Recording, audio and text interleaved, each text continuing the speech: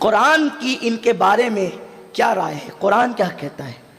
ہم جس سورت مبارکہ کو زندگی بھر بڑی کثرت سے پڑھتے ہیں، جو سورت الفاتحہ ہے، جو ام الکتاب ہے، جو سبع مثانی ہے، جو سورت الشفا ہے، جو سورت الدعا ہے، جو کنز الکتاب ہے، جو کنز الحکمہ ہے، اللہ اکبر، آقا کریم صلی اللہ علیہ وسلم فرماتے ہیں ساری آسمانی کتابوں کے مضامین قرآن میں اور پورے قرآن کے مضامین سورت الفاتحہ میں۔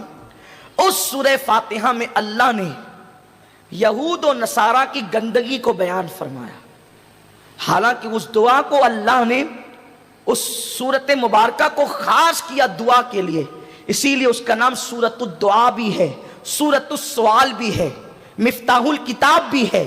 تو اللہ تبارک و تعالیٰ اپنے بندوں سے کثرت سے جس سورت کو پڑھوانا چاہتا ہے یہ سورہ مبارکہ۔ حضرت محبوب الہی نظام الدین اولیاء رحمت اللہ تعالیٰ علیہ فرماتے ہیں اگر کسی کی دعا قبول نہ ہوتی ہو تو وہ سورت الفاتحہ کو اس طرح پڑھے، جس نیت کے ساتھ پڑھے گا فوراً قبول ہوگی۔ بسم اللہ الرحمن الرحیم، الحمدللہ رب العالمین، الرحمن الرحیم، الرحمن الرحیم، الرحمن الرحیم، مالک یوم الدین، ایاک نعبد و ایاک نستعین، اہدنا الصراط المستقیم، صراط الذین انعمت علیہم غیر المغضوب علیہم ولا الضالین، آمین آمین آمین۔ اگر اس طرح کسی نے اس سورت کو پڑھا جس نیت سے پڑھے، اللہ اس کی دعا کو فوراً قبول فرمائے۔ سبحان اللہ۔ یہ سورہ مبارکہ کا اعجاز ہے۔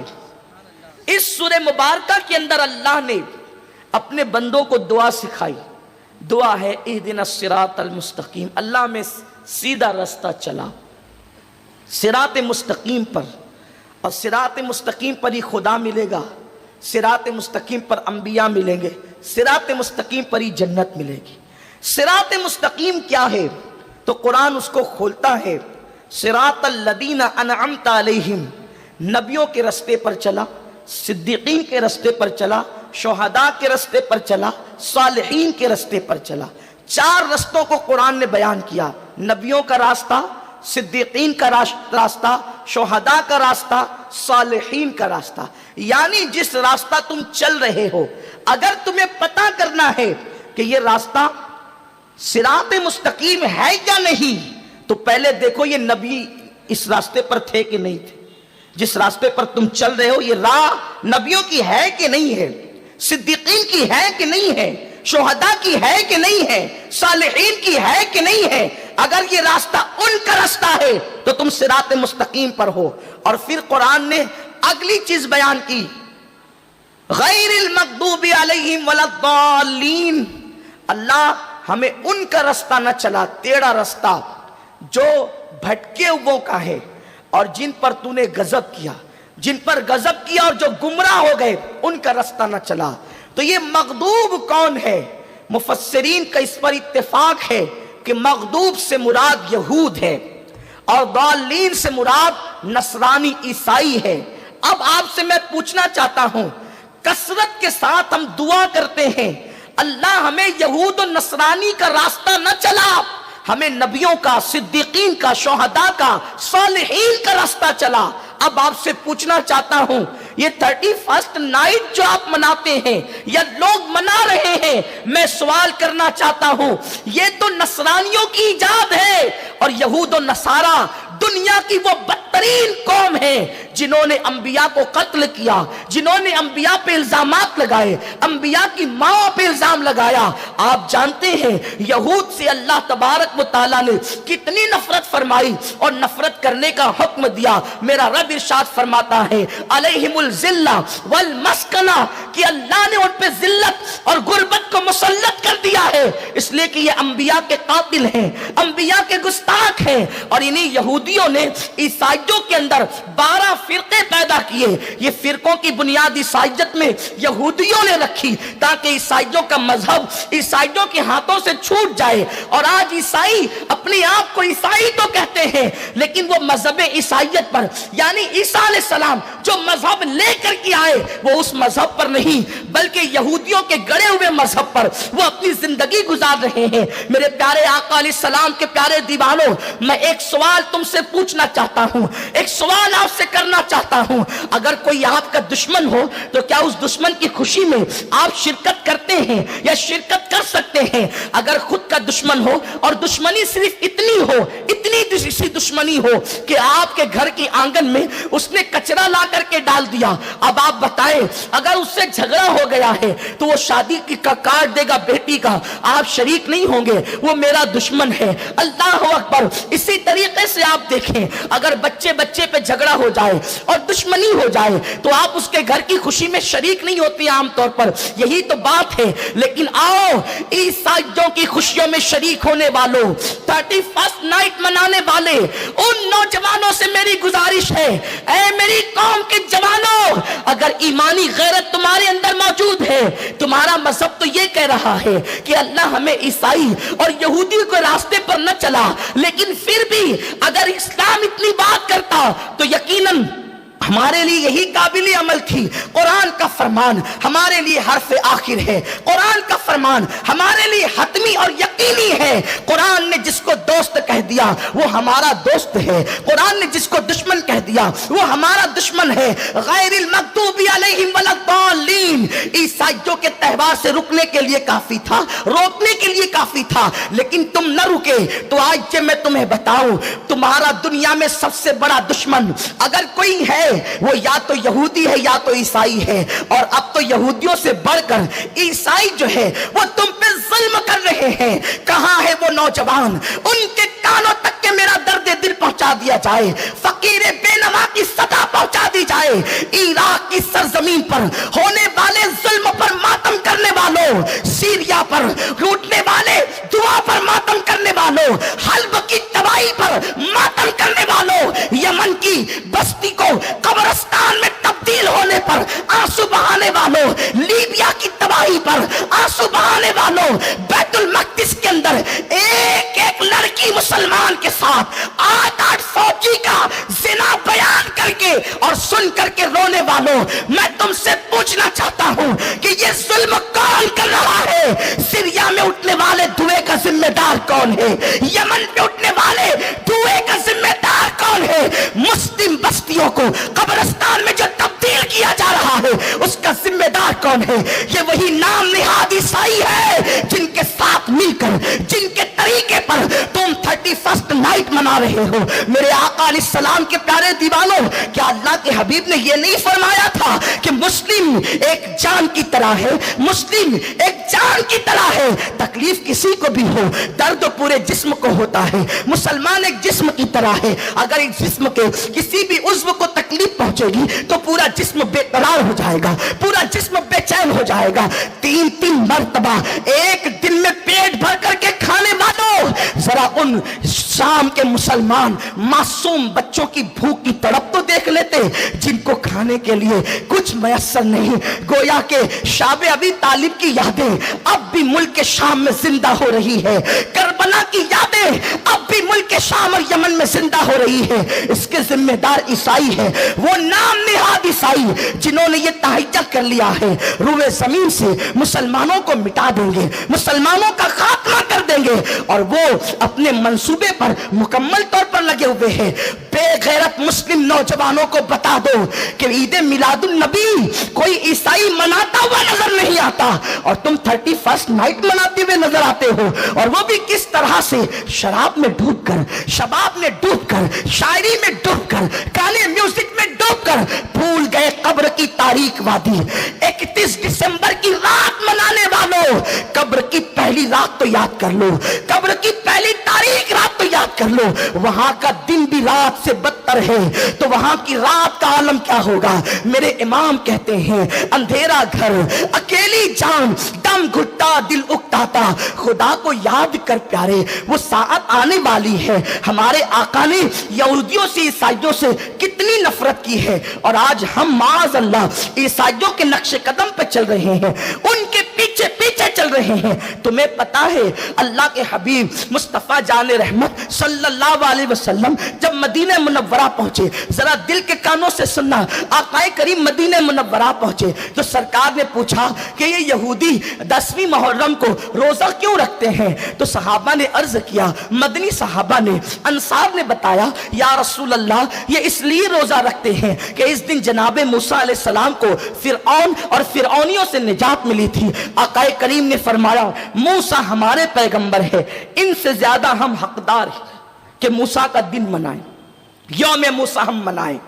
اس سے پتا چلا نبیوں کا دن منانے کا حکم امام الانبیاء نے عطا کیا ہے۔ سبحان اللہ۔ جب یوم موسیٰ منایا جا سکتا ہے تو یوم جان موسیٰ ختمی مرتبت کیوں نہیں منایا جا سکتا؟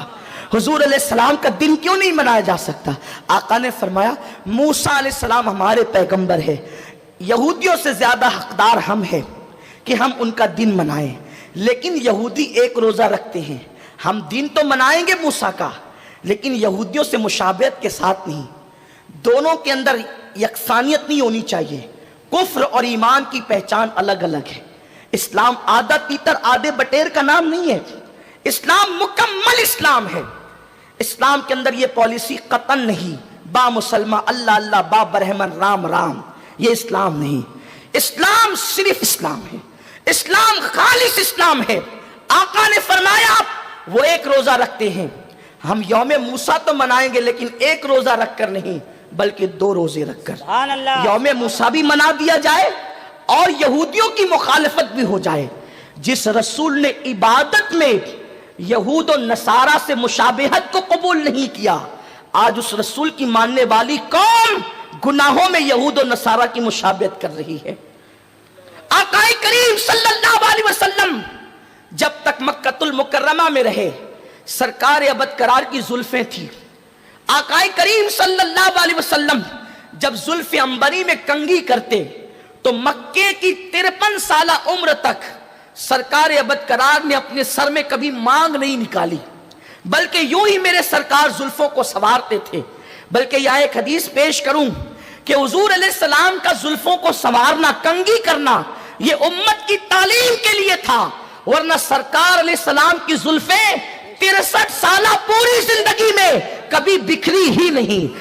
نیند میں بھی میرے آقا کی زلفیں سوری رہتی تھی۔ کیوں سوری رہتی تھی؟ جب ہم تصور کرتے ہیں تو امام کا شعر رہنمائی کرتا ہے، جس کی زلفیں ماں سنوارتی ہے وہ نیند میں بکھر جاتی ہے، جس کی زلفیں بھائی بہن سنوارتے ہیں وہ جنگوں میں اور حادثات میں بکھر جاتی ہے، لیکن جس کی زلفوں کو قدرت سنوارتی ہے، شان پنجہ قدرت تیرے بالوں کے لیے کیسے ہاتھوں نے سنوارے ہیں تمہارے گیسو، جس کی زلفوں کو قدرت کے ہاتھ سنوارے وہ زلفیں کیسے بکھر سکتی ہے؟ سبحان اللہ، سبحان اللہ۔ حضور کی زلفیں امت کی تقدیر تھی، اگر حضور کی زلفیں بکھر جاتی تو امت کی تقدیر بکھر جاتی، اور جس امت کی تقدیر بکھر جاتی ہے وہ امت مٹا دی جاتی ہے۔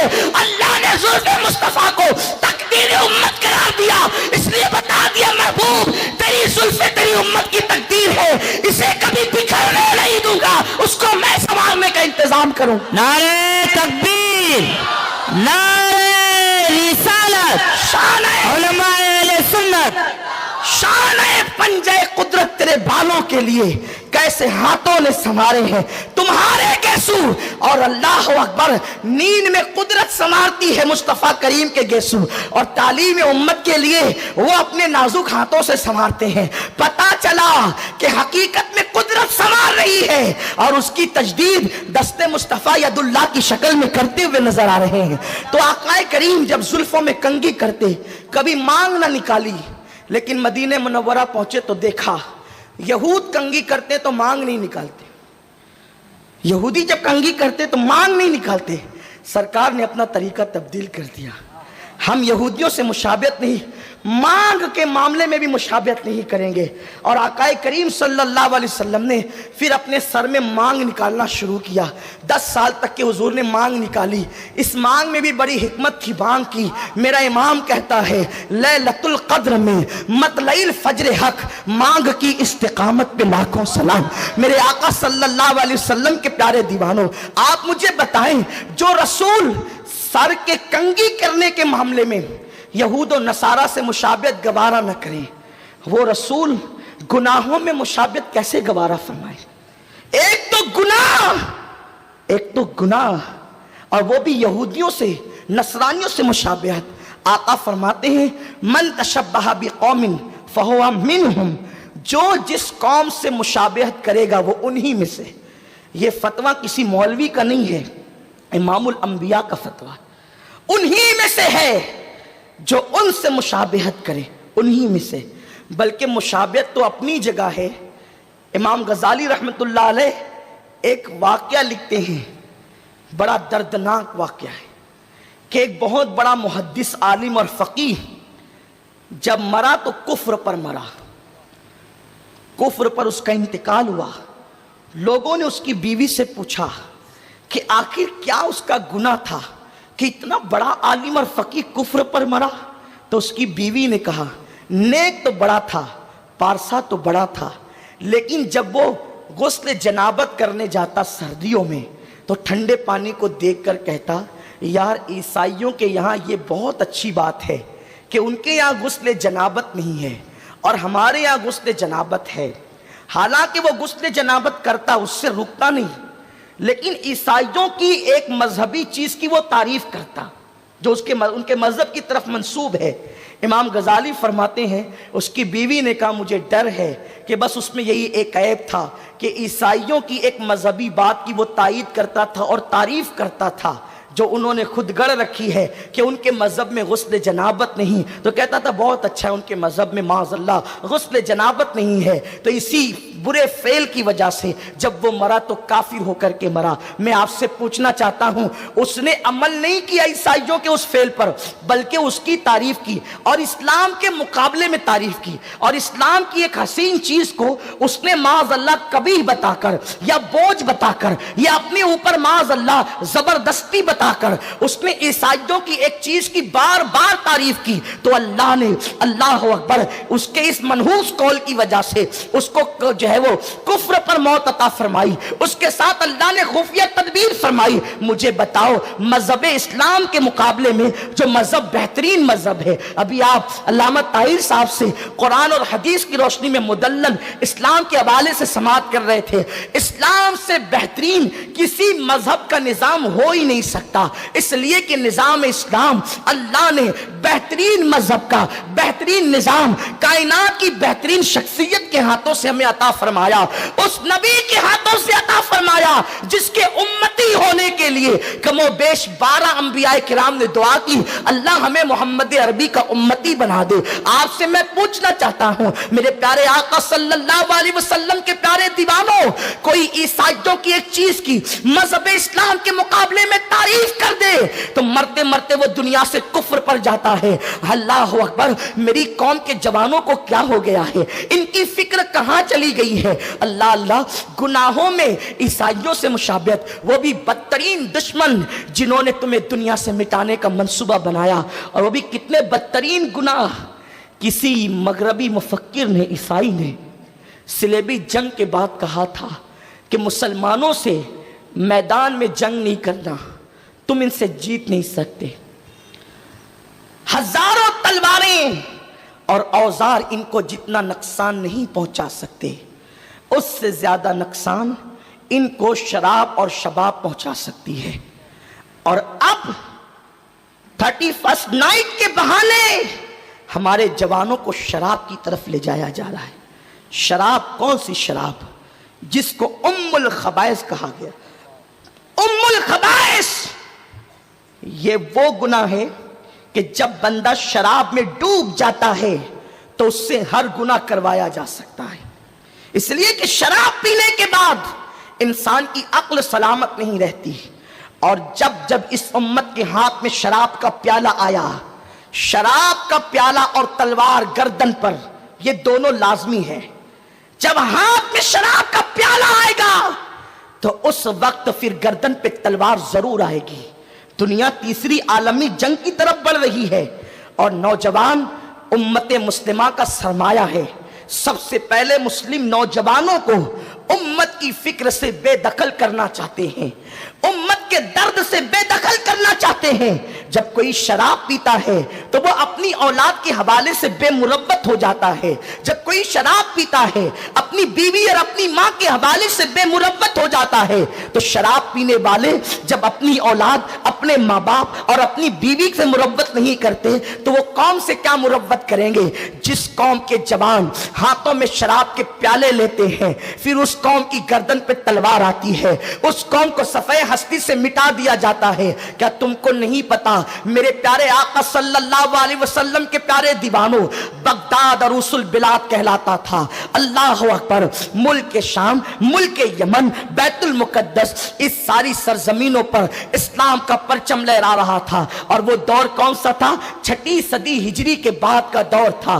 آپ جانتے ہیں وہ دور حضور غوث الاعظم دستگیر کے پردہ فرمانے کے بعد گویا کے غریب نواز سرکار کا دور، شیخ شہاب الدین عمر سہروردی کا دور، اس طرح بڑے بڑے بزرگوں کا دور تھا، آپ جانتے ہیں۔ لیکن جب یہ اسلاف پردہ فرما گئے تو پھر قوم کے اندر شراب اور شباب، شراب اور حسن، یہ دونوں چیزیں آ گئی۔ ایک ایک مسلم بادشاہ کے حرم میں 300 عیسائی لڑکیاں رہتی تھی۔ اور آپ کو یہ بھی بتا دوں، عیسائی اور یہود کا یہ مشن ہے کہ اپنے مذہبی برتری کے لیے، بلکہ مذہب کا تو وہ نام استعمال کرتے ہیں، ان کا مذہب رہ ہی نہیں گیا۔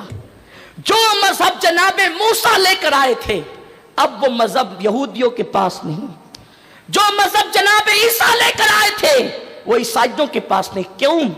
مذہب عیسیٰ کیا ہے؟ صاحب معارج لکھتے ہیں حضرت عیسیٰ ایک مرتبہ خطاب کر رہے ہیں اور خطاب کرتے کرتے حضور کا ذکر آیا تو حضرت عیسیٰ نے کہا میں جانے والا ہوں اور احمد آنے والے ہیں۔ تو کسی نے اٹھ کر کے کہا عیسیٰ جو احمد آئے گا وہ تیرے برابر ہوگا یا تجھ سے کم درجے میں ہوگا یا تجھ سے افضل ہوگا؟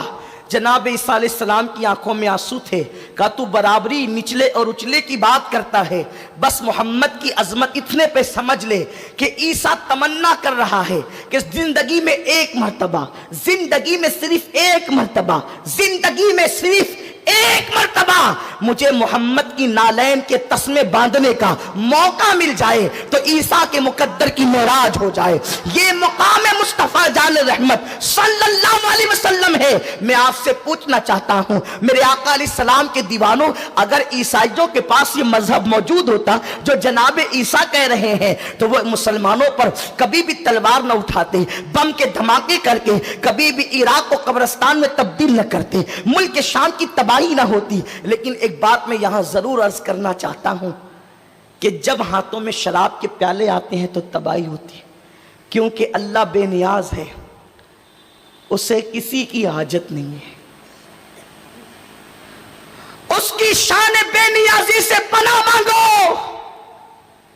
جب اللہ کے بندے اللہ کے قانون کو پیٹ کے پیچھے ڈال دیتے ہیں تو اللہ ان پر ظالم حکمراں مسلط کرتا ہے۔